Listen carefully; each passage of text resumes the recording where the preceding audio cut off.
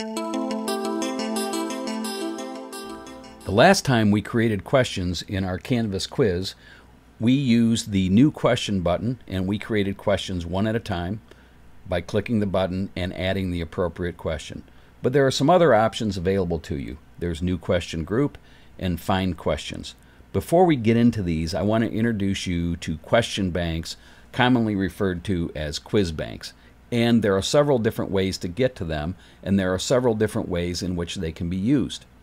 One of the best ways to get to question banks or quiz banks is to click on quizzes, and you'll see a screen with every quiz that you've created for the course, including our energy quiz we've been working on. But if you go up to the right hand side, you'll notice this gear. Pull down, click on Manage Question Banks. What you'll see here are various question banks that I've already created, and you'll also see a question bank or a collection called Unfiled Questions.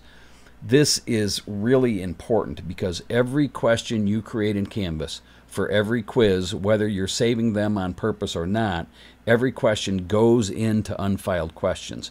And this is extremely valuable if you're maybe creating a midterm exam and you want to pull some questions in that you've already created. You can go to Unfiled Questions and they will all be there, and I'm going to show you how to pull those into an exam in a minute. Before I show you how to pull questions in to a quiz or a test from question banks, I want to show you how to utilize question banks, how to create question banks, and how useful they can be for you. So simply add question bank. You can name it. Let's name this one Dan's Bank, for lack of a better name. Click your enter key and you'll see that the bank has been created. If you want to edit the title of this, you can click on the edit button and you can name it whatever you want. Dan's Bank 2. Hit your enter key, it'll be saved. If you click on the link, you'll see that there are no questions in this question bank. If you want to create a new question for this question bank, you'll click on Add a Question, and you would add questions just as you have done in the past in a quiz. So that's the way you can add a question in a question bank. But I'm going to cancel out because there's another way to do it. So I've created my Dan's Bank 2. I'm going to click back on question banks. So you can see there are no questions in my new question bank, but I want to put some questions in that bank that I've already used on quizzes. So I can go down to Unfiled. These are all of my questions. And I'm going to go to Move Multiple Questions. I'm going to select the destination question bank, which is Dan's Bank. We just created it. And now I can go and I can see every question I've used in this course.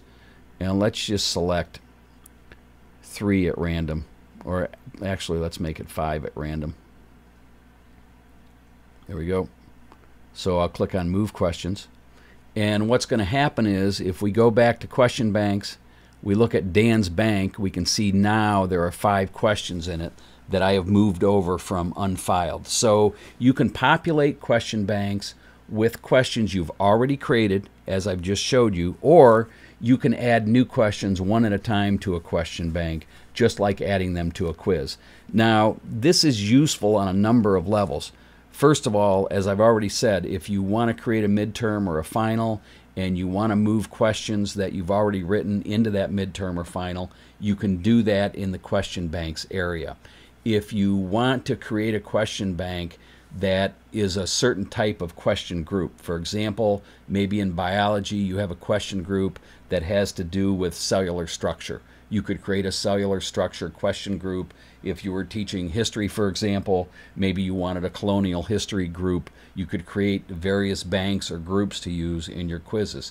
So that's a very useful way to use it. Now, the other thing that's very useful is question banks can be used either on the course level or at the program level. What we're talking about in this session is question banks that are on the course level. In other words, they only live in your course.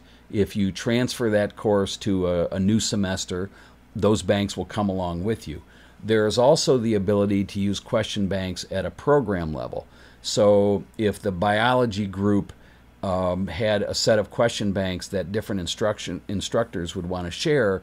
At the program level, you could create banks and you could share those banks, bring them into your course as needed. We're not going to cover program level banks in this training session, but I wanted you to be aware that that capability was available in Canvas. So that gives you a basic rundown of how question banks work, how they can be managed, how you can move questions into question banks, or how you can add questions into question banks. And also, I just want to point out one more time, this unfiled questions, it's extremely valuable because all of your questions go in this group and they're available for your use. So keep that in mind as you're creating new tests or quizzes. It can save you a bunch of time.